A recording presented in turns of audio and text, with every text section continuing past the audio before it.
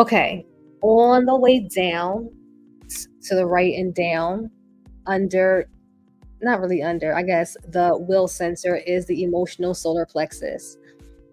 It functions as an awareness sensor, so a sensor that that allows us to sense and feel things, but also a motor sensor, which is motor sensors are sensors that are associated with physical energy.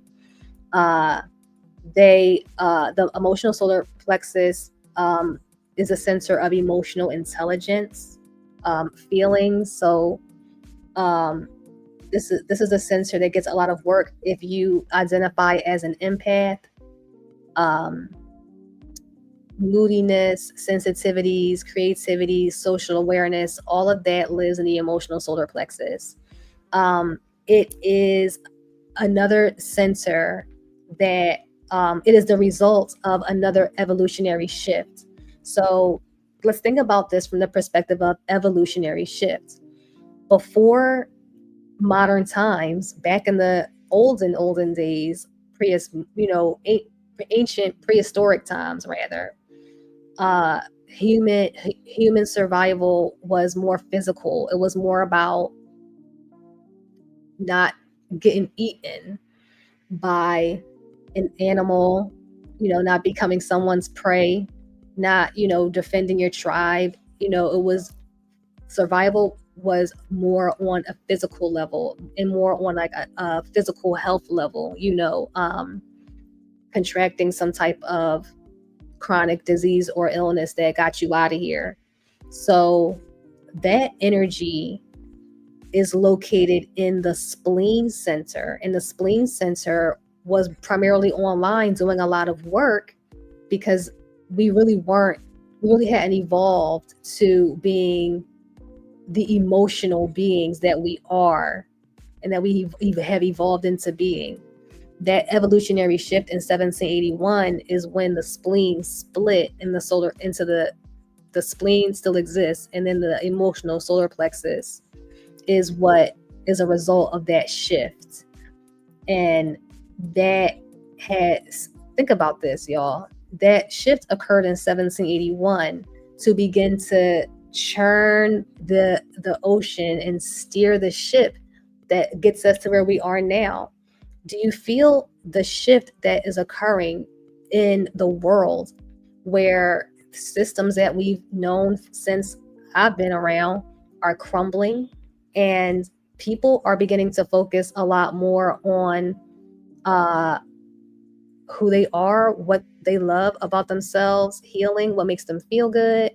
We are evolving into a society that is going to be focused a lot more on our well-being and our health. And very interesting, y'all, when if you decide to embark on a human design journey and you start to explore your chart and you get really excited and you want to start to explore charts of your family and you start to do it across generations, you're going to start to discover some very interesting patterns.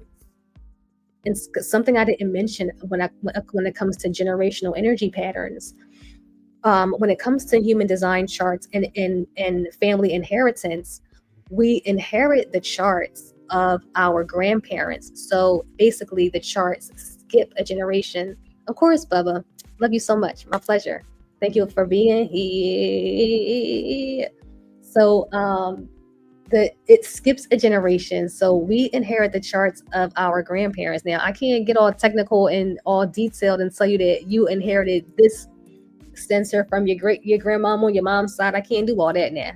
But what I can say is that the chart skips a generation, and we have the energy uh, mirrored and similar to that of our grandparents' charts. So the charts are intergenerational, and we're talking about how we inherit the charts of our grandparents, which allows us all to experience these very interesting dynamics. Like, my mom experienced the energy as a child and then also experienced the energy as a mother, through me, as a child through from her mom, and then as a mother through me.